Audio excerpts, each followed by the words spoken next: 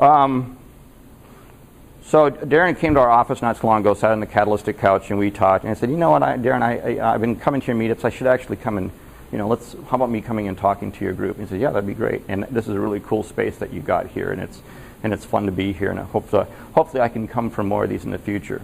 But let's get to the content.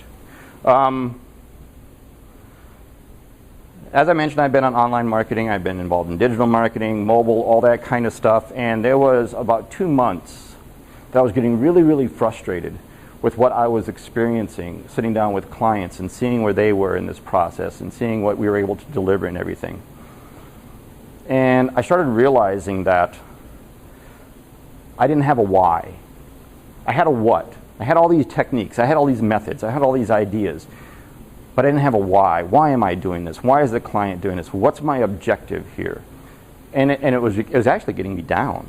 Because I was saying, even the best strategy in the world, if I don't have a why, I don't have an objective. I don't know what I'm trying to accomplish here. Sat down with the toy company client. And I was starting to pick up on these ideas. I sat down with the toy company client, been around since the 1970s. They're a fun client to have. And we sat down with them in their conference room, in their boardroom, and marketing department, CEO, and somebody said, well, I have this many likes on Facebook, and I want to get to this many likes. I want 10,000 likes on Facebook. Okay, that's cool. That's a neat aspiration. And I said, Mike, if you had 10,000 likes tomorrow, how would your business be different? If that's the metric that you're using to measure your success in social media, I can get you 10,000 likes like that if you want them. What are you going to do with them? And how are you going to know that it's making a difference in your business? And he said, I guess I never really thought about that. And I said, I'll tell you, I'd rather you have 3,000 heavily engaged advocates and fans of your product line than 10,000 marginally interested people. And he was doing they were doing all these giveaways. And I said, stop with the giveaways, stop with the contests. You've got the Groupon model of marketing in your head, and you're driving people to your Facebook page. They're liking you for a chance to win a doll. But other than that, they don't give a crap about your business. They're not sharing, they're not engaging, they're not doing anything. So let's stop that. First of all, you're in violation of terms of service by doing it on the main page. Let's move it to an app first. So got him out of the violation of terms of service and started saying, let's get serious about this. Let's really look at this as a marketing vehicle and not just a thing to do, a cool thing to do. So over the months, I really started giving this a lot of thought. And then one weekend came along and said, I just can't take this anymore. We're doing all this stuff, but I don't know why we're doing it. It's not about driving traffic. It's not about all the stuff of days gone by. There's got to be something new. And I realized that nothing that we were doing was taking into consideration the consumer, the customer's path to purchase. And that's really what this is all about. So that's what I'm going to be talking about today. And I'm hoping that if you understand the concepts that I'm going to share with you, you're going to see the underlying fundamental of everything that you're going to do. I don't care if it's social media, I don't care if it's web design, I don't care if it's video marketing, I don't care what kind of digital asset you're creating. If you can tie it to understanding how it connects somewhere along the path to purchase for whatever you're selling, the product or service, you're going to be leaps and bounds ahead of your competition. I promise you that. So I like this to be very interactive. And because this is really a lot of like head stuff, there was some stuff that I put on the list and I'm afraid we probably won't get to that today. So if Darren will have me back in the future, I'd love to be able to touch on some of those other points too. But I want to get through this first part as much as possible. And I want this to be interactive because really this is about you guys. Okay? I know what we do, and I know our strategies. I want you to be able to walk away with at least a few things saying, oh, I'm going to look into that more. I'm going to research this a little bit more. So there's a lot of background and experience of different degrees with social media. That's what this is about. So I'm going to tie everything back to social media. So in your minds, what is social media? Facebook, Twitter, LinkedIn. Okay, so the platforms. Okay. And what's that? Networking online. Okay. Connecting. Electronic connection. Okay. Internet marketing. What was that? Internet marketing. Internet marketing? Okay.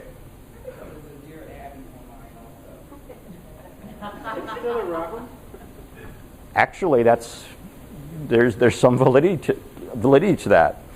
Well,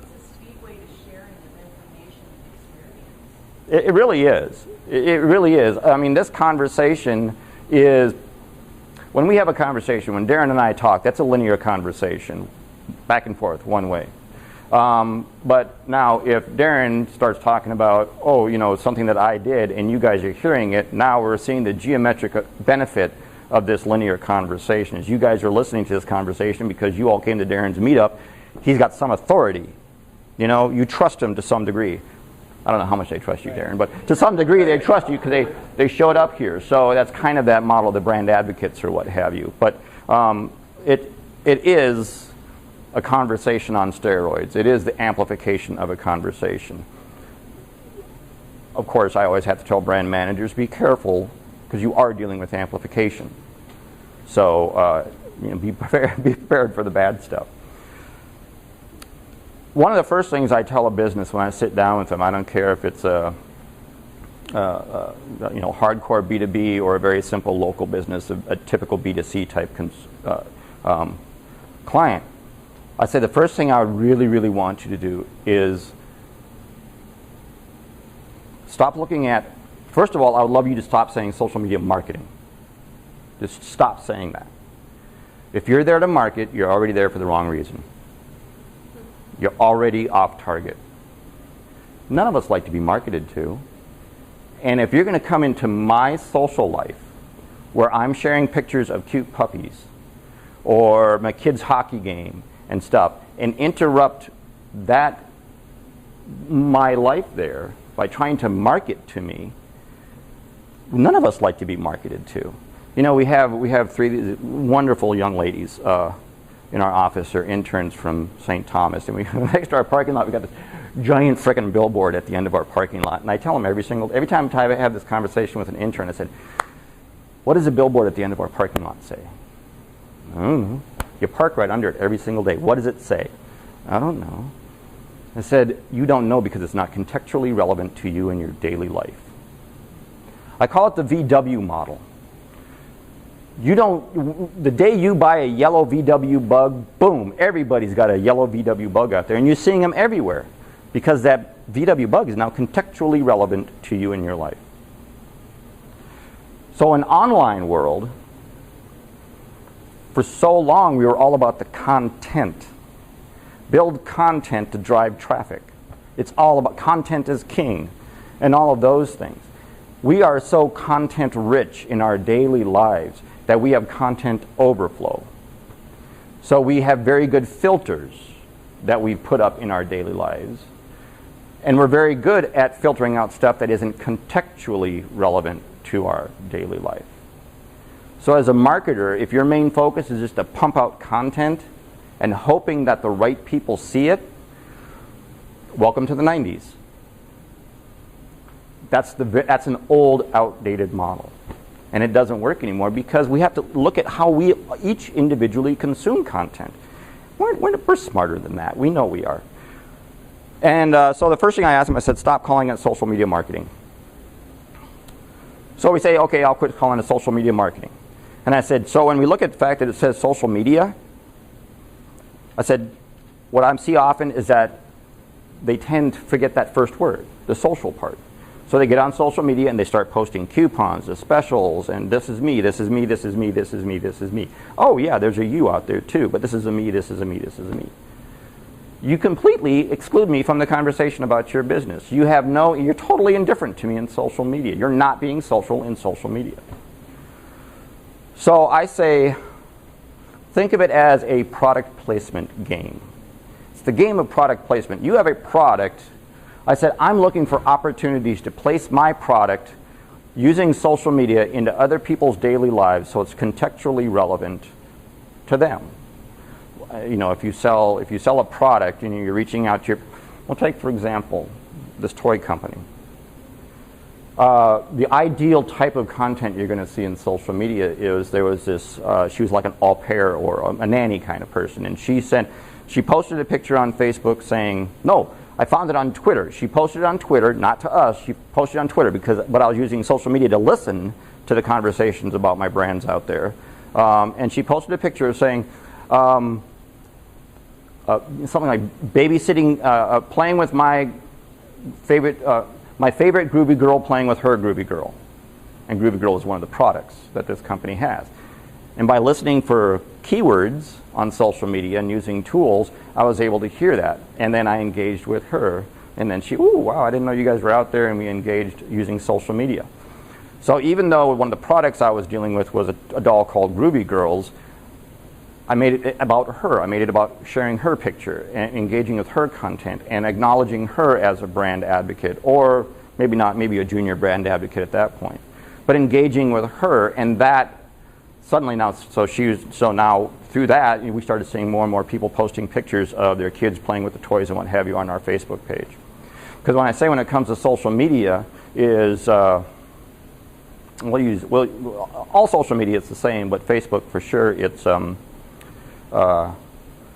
you start by reaching out to influencers in your niche, build a relationship with those influencers, then you start focusing on building content and all that type of stuff for your fans to engage with. And then the magic happens. At some point, your fans become your biggest content creators. And you kind of can step back and just let them go wild, posting their pictures and making their comments and what have you. So social media is an amplification of a message. That was a long explanation of what you just said. It's true. And that kind of answered why do we use social media? Because we want to market, because we want to engage, because we want to, I'll throw some other ones out there. We want to build brand equity. We want to build awareness. But there's so many other, yeah. Yeah, I'm going back to what you were mentioning as the product placement. Mm-hmm. And how often people are, as business owners, we tend to get caught up in the I, and forget that it is now about them. And what you mentioned content. While I agree with what you say that content isn't necessarily king anymore, I do believe that well-written content that includes the consumer and is on the level of the consumer is really good. Absolutely. Absolutely. So I wanted to clarify that because a lot of times people forget, and when you talk about that product placement, are you talking about more like the life cycle, the consumer life cycle, where they are within the buying, that journey, the buying journey? Yep, I'll get into that deeper later, but yes, you're absolutely going along the right target. So what I would say right now, as far as just a bigger conversation about content, and you're absolutely right, and we see this so often is people will create content without giving it any thought of how is it contextually relevant to the people that you're trying to reach. In other words, it is more focused on me, I, what's going on in my business, and they never really stop to ask themselves, do they care? Do they care? Why would they care about this? Because we make those assumptions that content because you've liked my page, you must be interested in. So any content I put must be interesting to you. And I think that's a dangerous assumption when it comes to content. Again, because we all have these filters in place, you stand a very good chance of that content, that this great content that you created, being completely filtered out because it wasn't relevant. And when I talk, and you guys are going to know this as digital marketers, but most people don't even know when they think, oh, I got 1,000 fans, so when I post something to Facebook, 1,000 people are going to see it. Silly you. They don't understand the filters that are there. So when you hitch your wagons to the wrong thing, then you see these disappointing results, and so many small business owners, brand managers, and what have you, they say, well, we've been doing this for years, and it's not working. This social media thing, it's not there. Well, that's because they just never really understood their why. They understood the what, but they didn't understand the why. And an example I'll give you, the first one I was working with at Catalytic, this was a tattoo aftercare company out in San Jose, California. You'd go get your tattoo, and this is like a clear film that you'd put over your tattoo. It's actually a pretty good product. I wish I had it when I got my tattoos, and it was waterproof and all that kind of stuff, but you could see the tattoo through it. It was clear. Actually a pretty cool product. Still out there. They say, well, we've been on Facebook for 5 years, and it's done nothing for us. Nothing at all. And I said, well, yep, I'm going to start working. I said, but what I'm going to ask you, though, is before I start working, you got to trust me. Don't question what I'm about to do on Facebook. And I know that sounds very cavalier, but I just don't, I can't spend every single day convincing you why I'm doing this. I just need to be, let me do it. And she said, okay, what are we going to do? And I said, first I need you to do is shut up. Okay, you're abusing social media. I need you to stop talking about you, because one thing you need to understand, it's not about you. You don't have any brand affinity. You don't have any social clout, so it's not about you at that point.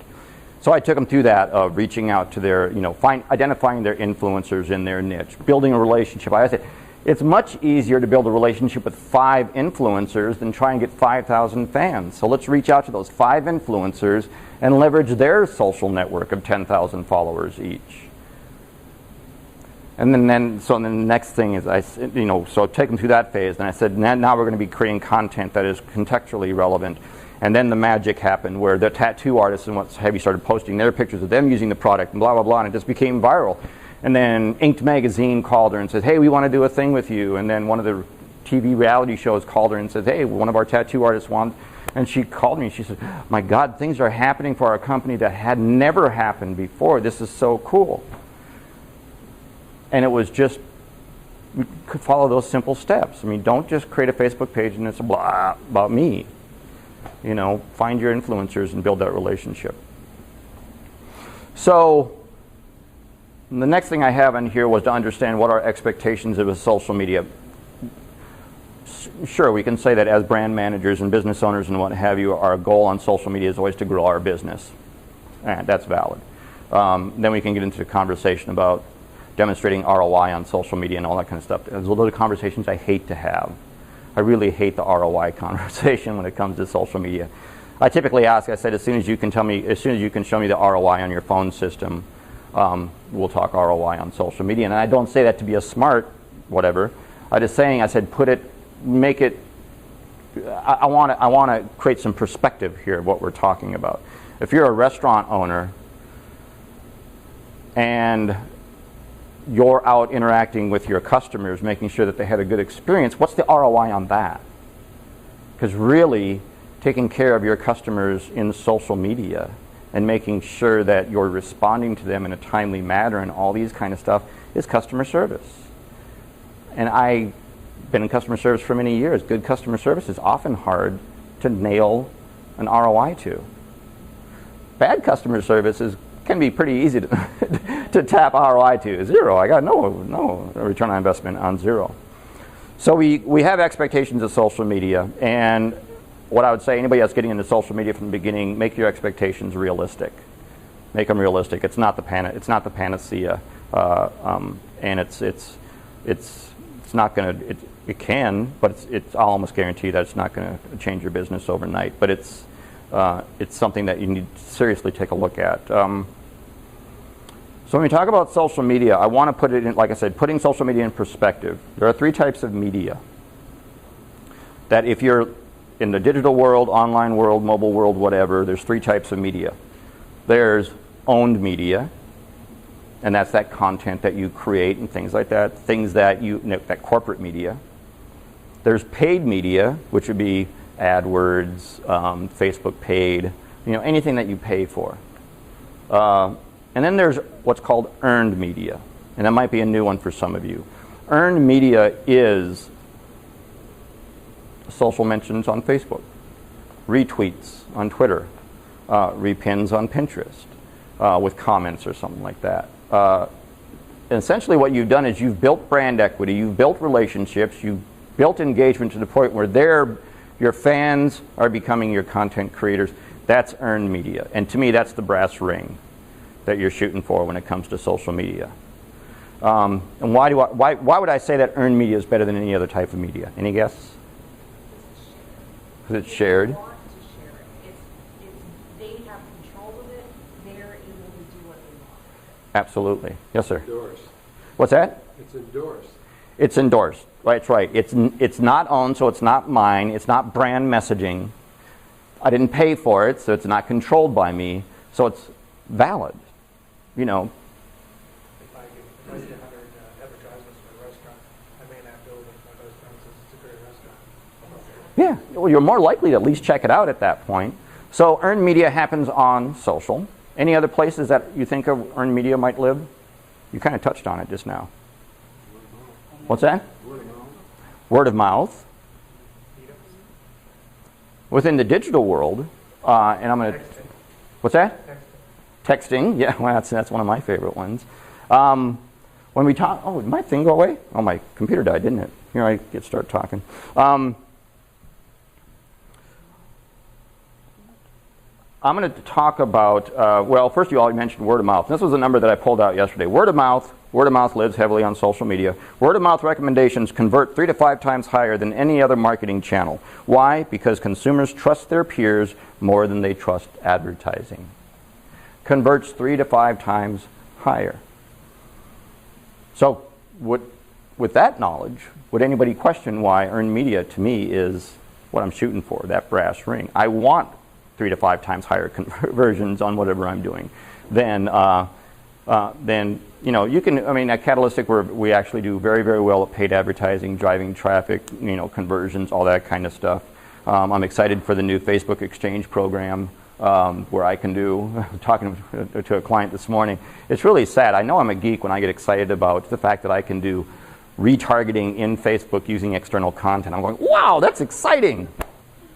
I'll explain that to you sometime if you don't know retargeting, but that's what's exciting to me. So I just wanted to throw that into that word of mouth, and that's the earned media, and we touched on that. The fact that it's not coming from me, it's coming from other people. Even if I don't know you, I know it's not coming from the business, so I'm still going to trust that more. You might be an idiot, but I'm going to trust your recommendation. I'm going to go to Yelp. I don't know you, but I read your review and I said, okay. And that's where that other earned media lives, especially if you're a brick and mortar and you have local businesses. Yeah. I think it just, you know what it is? It humanizes the product. It humanizes the company. And it takes the hard part of sales where you have to earn that trust and likability. Mm-hmm. It's automatic on social. You know, that's a barrier that a company overcomes immediately is when that happens. Yes, absolutely. Absolutely. And when you mention the human part, and hopefully at the stages that you're in your social media marketing, this wouldn't be as much of a barrier. But when I'm dealing with companies that have, you know, they have a sales department, a marketing department, all these various departments, and they're not communicating with each other very well, and somebody asks, sometimes I get nervous. The first time somebody on Facebook or somebody actually asks a question, I went, oh, we've gotten to that point now, to where people say, yep, okay, I liked you on Facebook, they're interacting with Facebook, I see that they're there, they're daily posting, what have you, so they're present. So Facebook is a place where I can go ask a question about my product that I just bought. And then no response for a week, no response for 2 weeks. How does that make that consumer feel that just reached out to you on Facebook and they never get an answer? Kind of like, oh, I mean, it's kind of like the old, you know, bait and switch kind of thing. Is that I thought you were really there, I thought you cared. And they probably do care, it's just they didn't have a plan in place to say, oh, I'm going to check, make sure people are, you know, if they're asking questions, I want to make sure they have a plan in place to respond to those questions. And it's very important to understand at that point your social media marketing, I said it, your social media has become a living, breathing thing that needs to be nurtured on a daily basis and managed. And I'll promise you with a lot of these things, we're not in a set it and forget it world anymore with all of these things. It's not. There's still things you can do, but a lot of the set it and forget it is gone. So let's take a step back. You know, I started off by saying that, and if I start running along, just throw something at me. I took a step back as a result of when I was in the offline world, in the consumer package world. My job at that point was to go out, talk with store managers, talk with store associates, talk with consumers, and every single day I would see this process of people coming in and choosing a product and pulling a product off the shelf. And I really got interested in how does that process happen? What does that path to purchase look like for a consumer? And yes, this was in a retail world. And I started coming up with some theories, and I would tell, you know, store associates that I would train and other regional reps and what have you. I said, when it comes to, especially in the retail world, and that path to purchase, On the corporate level, we can create all the media, we can create all the advertising, we can create all this stuff to try and build a brand awareness and help people along to make a decision. But the rubber hits the road when they're standing at the shelf and they're looking at our product and our competitor's product and they reach for something. That's the only point that really matters, is that conversion that happened just there. And so my story is that the sale is always made in the aisle. We all have our own aisle in one way or another. Even though it's nice and tidy to look at it in a retail environment, no matter what environment we live in or work in, we all have an aisle that we have to operate in. So when I was going through that struggle of saying, okay, we can do all this stuff, but I don't have a why, and I really looked at that path to purchase and in retail. And so on a Saturday, it was getting to the point where I was getting really upset. I couldn't figure out what was going on. On Sunday, it came to me. It was just like an epiphany, a light bulb. I was excited when it happened. Has anybody ever heard of ZMOT? Well, Ron, you don't count. You should. I talk to you about it every day at your desk. When I found ZMOT, when I discovered ZMOT, it was like a huge weight got lifted off me because it defined everything that I was doing as a digital marketer. ZMOT is zero moment of truth. ZMOT. If and that's where I'd love to have my I don't have a whiteboard, but let's see here. I'm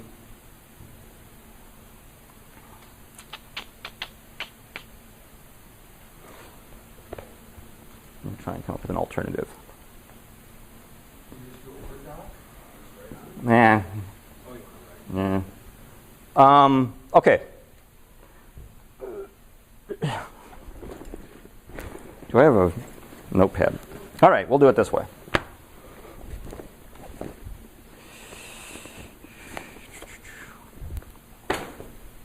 Okay, a path to purchase. Okay, this is what I got to work with here, so just bear with me on this. And I'm going to use pet food because it's easy, but it works. It applies to anything. The path to purchase,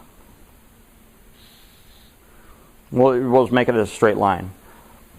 A purchase often starts, or it always starts. There's a stimulus at some point. We'll use dog food. My dog is hungry and it's looking at me, right? I need to buy dog food, so I got a stimulus. And I'll go into the store and I'll look at the product and I'll see. And so when I'm talking about these things, think about your website, think about your social, think about all these things that you're creating to perform these functions. So I go in there and I see just a lovely end cap. Really nice end cap display. I walk down the aisle. I see all these great shelf talkers, all the signage and everything that's telling me about products and what have you. But at some point, I'm standing there and I got to. At some point, I'm standing there and I got to pick something. My dog is still hungry. I got to pick something. So based on what everything the shelf talkers are telling me about ingredients and all that kind of stuff, I make a choice. That choice resides right there. That's called moment of truth number one. Moment of truth number one was the decision. You said, okay, you know what? I'm just going to pick something based on whatever level of research that you did leading up to that, whether it was none or whether you asked your friends and you went and read blogs and all that kind of stuff, whatever it is. That's moment of truth number one. There's a second moment of truth. I get the dog food home and I put it in my dog's bowl. My dog likes it, or my dog looks at it. Oh, maybe this would work better for a cat. My cat will look at it, will look at me, because I know how dogs are, and then walk away. My cat didn't eat it, wouldn't go near it. That's moment of truth number two. That's the user experience. Moment of truth number two determines the rest, how that cycle may or may not be repeated over and over again. And that was this was actually it looks really simple, but this was, I think it was Procter & Gamble put a lot of research back in the 80s into this. Where they, it's those, I love it when big companies spend a lot of money on these types of things. So I used to do airline consulting. So we used to create these, I worked with JetBlue and AirTran was a client of ours, Lamachia family when they owned AirTran and what have you. We say that we always charge by the pound for our research. So the more crap we could throw in there, the bigger it was. Oh, it's a big report. Oh, $70,000. Yeah. Didn't really say anything. Well, there's really nothing in there. We said that, well, they could have figured this out for themselves if they would have had time. But they felt that it was more important to say that they spent $70,000 in the study, so it must be true. But anyway, Procter & Gamble did this, and this is the long-standing, well-accepted model for a long time. But much like internet marketing, the model had not taken into consideration, nor has internet marketing taken into consideration, things like social media, things like mobile, which have really profoundly changed the models that we all used to market around. So now, we have a new moment of truth, ZMOT, the zero moment of truth. So what is the zero moment of truth? The zero moment of truth is that time that exists between the stimulus and moment of truth number one. Here they refer to as the shelf experience, but that can be the click on a website. That can be the buy now, whatever it is. Whatever your shelf looks like, you still have a moment of truth. Whether that's your PayPal button, whatever it is, you got it. Yeah? See if I'm getting what you're saying. This morning, I collect, on Facebook, I collect pictures of inspirational pictures or funny things because I keep them and reuse them or whatever. Yep. And this morning I was going through this new page. I'd seen something that was kind of funny, so I clicked on it, and then I clicked on several other pictures that they had. And what I realized is that I would go through about, if they have 20 pictures, I'll go through them, and if I like 3 or 4 of them, I'll like the page, because then I figure I will probably like what they say in the future. Mm-hmm. Is that kind of what you're saying? Yeah, really. Prior to clicking like, I actually had gone through and looked at the shelf, so Mm-hmm. to speak. And it kind of made me wonder about how I'm presenting on my social media site also, or my Facebook page, is I have to have a lot of good content. Absolutely. So that they'll like my page. Absolutely. I mean, it is. Does anybody else see that kind of that phase there? I see it very clearly. You went there. Your moment of truth number one was that first image that you saw. You clicked on that, and that decided to keep you there. And your moment of truth number two really was your user experience. The fact that you were seeing all these cool pictures and what have you. And really that actually drove to the ultimate call to action was liking the page. So I would see that, that first moment of truth was probably that first picture that you saw that kind of hooked you. And that led to maybe a bigger moment of truth or something like that. But yeah, I mean, it exists all around us. But the zero moment of truth was in 2011. Google, I love Google. Just so you know, I swim in the deep waters of Google. I'm part of the Engage for Agencies program. So yes, I am a partner with them. You see me walking around with a Google hat. We're all about Google. The reason we're all about Google is because we live in the digital world, and you know what? They control the game. So I'm going to cuddle up to them, and I'm going to try and get all their research data and all that kind of stuff. I mean, you can fight City Hall, but why?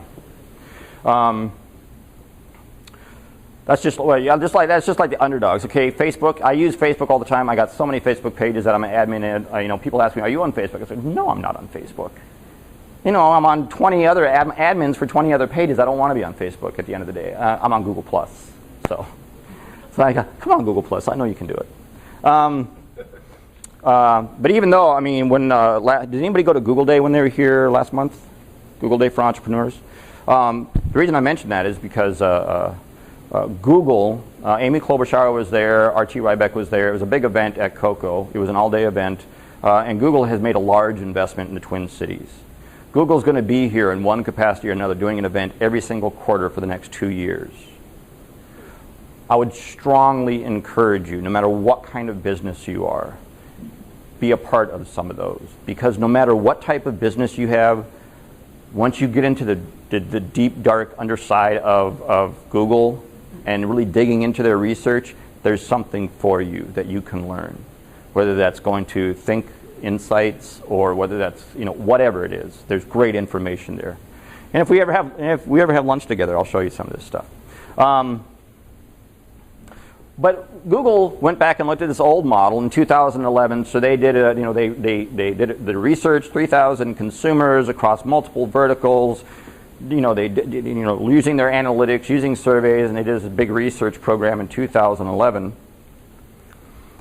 And in 2011, they found that on average, a consumer, and because they looked at healthcare, they looked at auto sales, they looked at consumer packaged goods, they looked across several different verticals, put these heat maps together and kind of, a heat map, I don't know if you're familiar with a heat map, but it's like a graphical representation of a behavior or whatever you want it to be. They put these heat maps together and they looked at it and they said, on average, across the board, consumers were reaching out to 6 different places to research prior to making a purchasing decision.